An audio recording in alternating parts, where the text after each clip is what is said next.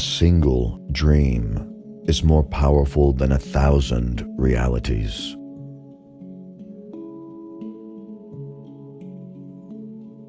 We dream in our waking moments and walk in our sleep.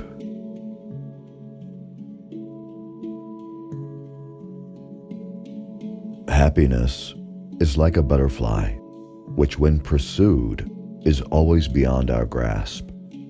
But if you will sit down quietly, may alight upon you. Easy reading is damn hard writing.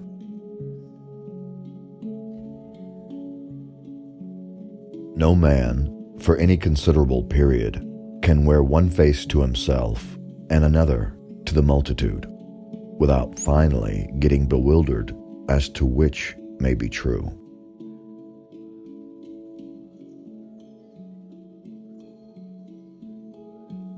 To do nothing is the way to be nothing.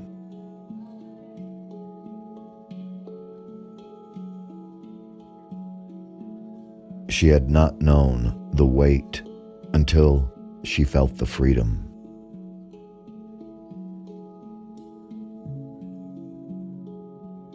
I cannot endure to waste anything so precious as autumnal sunshine by staying in the house.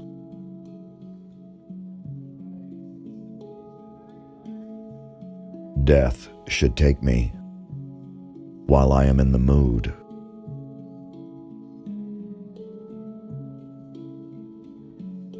Love, whether newly born or aroused from a death-like slumber, must always create sunshine, filling the heart so full of radiance that it overflows upon the outward world.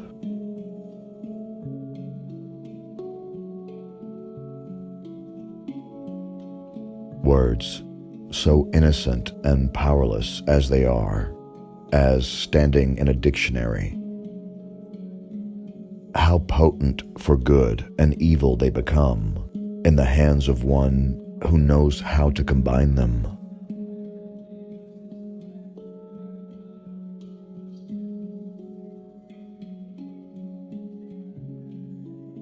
It is a curious subject of observation and inquiry whether hatred and love be not the same thing at bottom.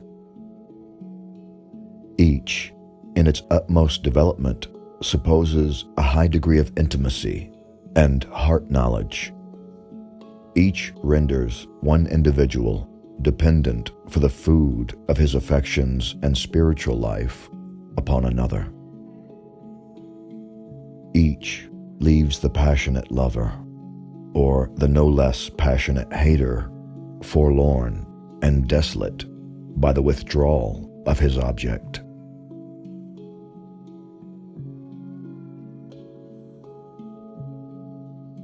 She could no longer borrow from the future to ease her present grief.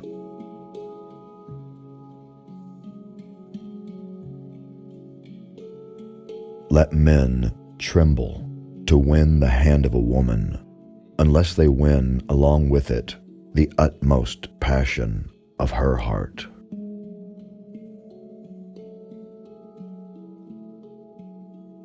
Oh, for the years I have not lived, but only dreamed of living.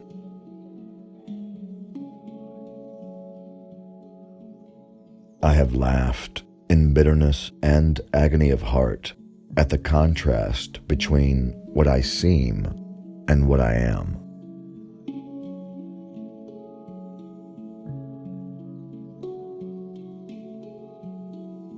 She wanted what some people want throughout life, a grief that should deeply touch her, and thus humanize and make her capable of sympathy.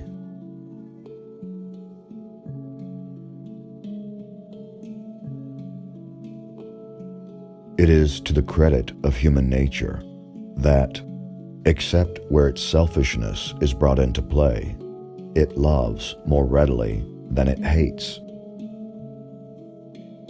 Hatred by a gradual and quiet process, will even be transformed to love, unless the change be impeded by a continually new irritation of the original feeling of hostility.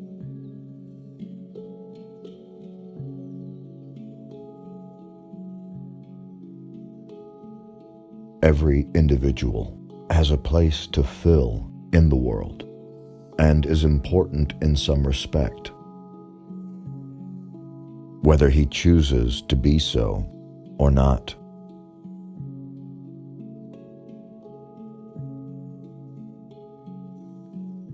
She had wandered, without rule or guidance, into a moral wilderness.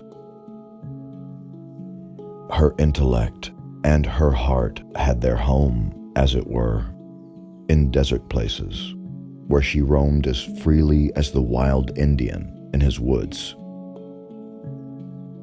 The Scarlet Letter was her passport into regions where other women dared not tread. Shame, despair, solitude, these had been her teachers. Stern and wild ones, as they had made her strong, but taught her much amiss.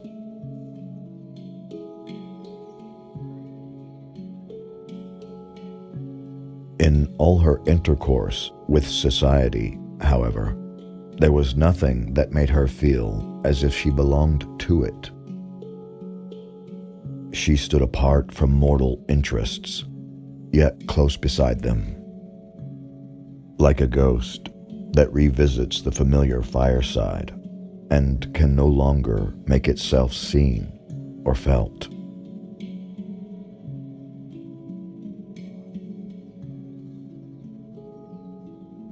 No summer ever came back, and no two summers were ever alike. Times change, and people change. And if our hearts do not change as readily, so much the worse for us.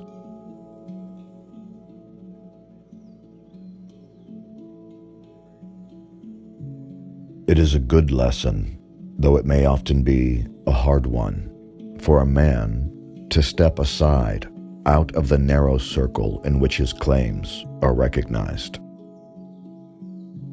and to find how utterly devoid of significance beyond that circle is all that he achieves and all that he aims at.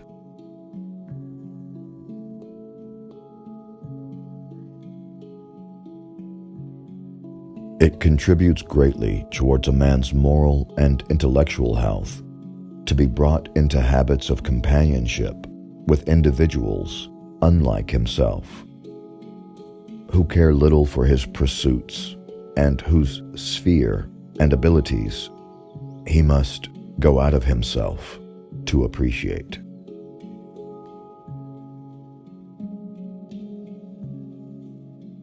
Do anything except to lie down and die.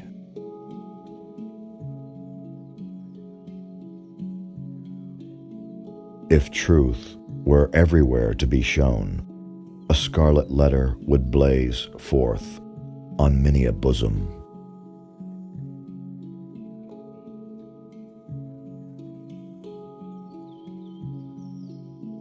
Moonlight is sculpture. Sunlight is painting.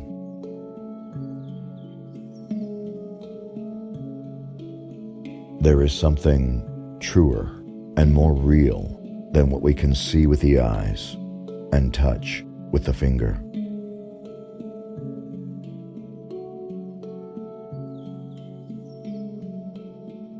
Some attribute had departed from her, the permanence of which had been essential to keep her a woman. Such is frequently the fate, and such the stern development of the feminine character and person when the woman has encountered and lived through an experience of peculiar severity. If she be all tenderness, she will die.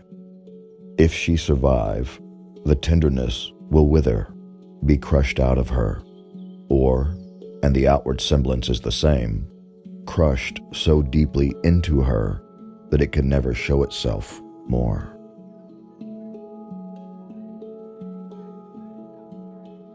Happiness is not found in the things you possess, but in what you have the courage to release.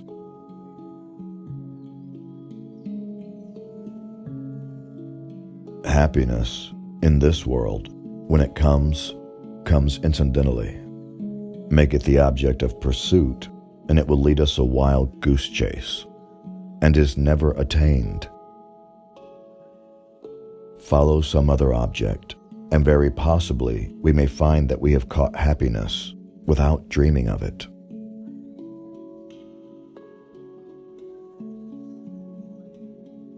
It is remarkable that persons who speculate the most boldly often conform with the most perfect quietude to the external regulations of society. The thoughts alone suffice them, without investing itself in the flesh and blood of action.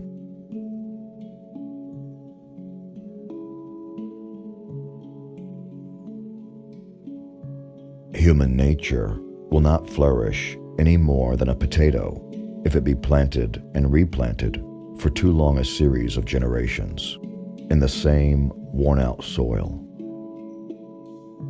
My children have had other birthplaces, and so far as their fortunes may be within my control, shall strike their roots into unaccustomed earth.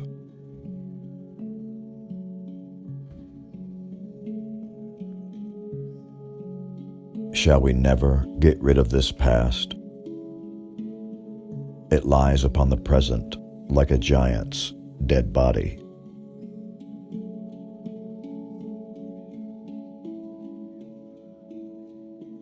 Hold your peace, whispered her mother. We must not always talk in the marketplace of what happens to us in the forest.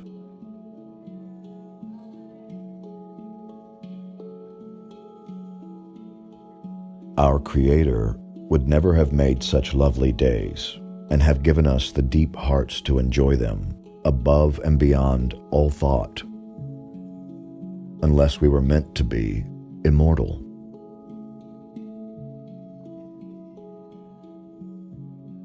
There are many things in this world that a child must not ask about.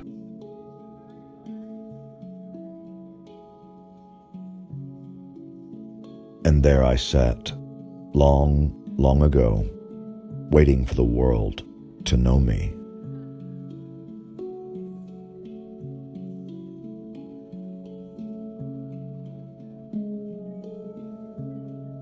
To the untrue man, the whole universe is false. It is impalpable. It shrinks to nothing within his grasp, and he himself is, in so far as he shows himself in a false light, becomes a shadow, or, indeed, ceases to exist.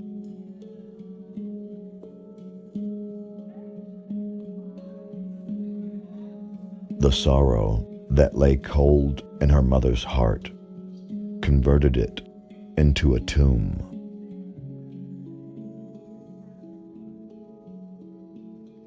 What other dungeon is so dark as one's own heart? What jailer so exorable as oneself?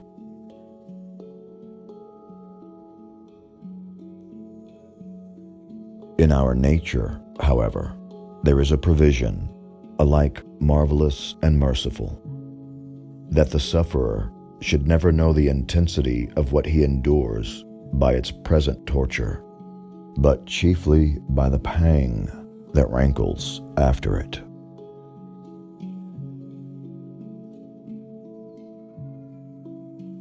Be true, be true, be true. Show freely to the world, if not your worst, yet some trait whereby the worst may be inferred. It, the Scarlet Letter, had the effect of a spell, taking her out of the ordinary relations with humanity and enclosing her in a sphere by herself.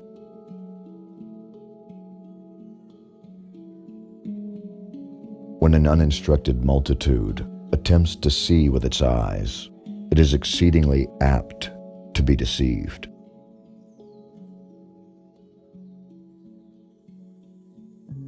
She poured out the liquid music of her voice to quench the thirst of his spirit. It was no wonder that they thus questioned one another's actual bodily existence, and even doubted of their own. So strangely did they meet in the dim wood, that it was like the first encounter, in the world beyond the grave, of the two spirits who had been intimately connected in their former life, but now stood coldly shuddering in mutual dread, as not yet familiar with their state, more wanted to the companionship of disembodied beings, each a ghost, and awe-stricken at the other ghost. They were awe-stricken likewise at themselves, because the crisis flung back to them their consciousness and revealed to each heart its history and experience, as life never does, except at such breathless epochs. The soul beheld its features in the mirror of the passing moment. It was with fear and tremulously, and, as it were, by a slow, reluctant necessity, that he put forth his hand, chill as death, and touched the chill of her hand. The grasp, cold as it was, took away what was dreariest in the interview. They now felt themselves, at last, inhabitants of the same sphere.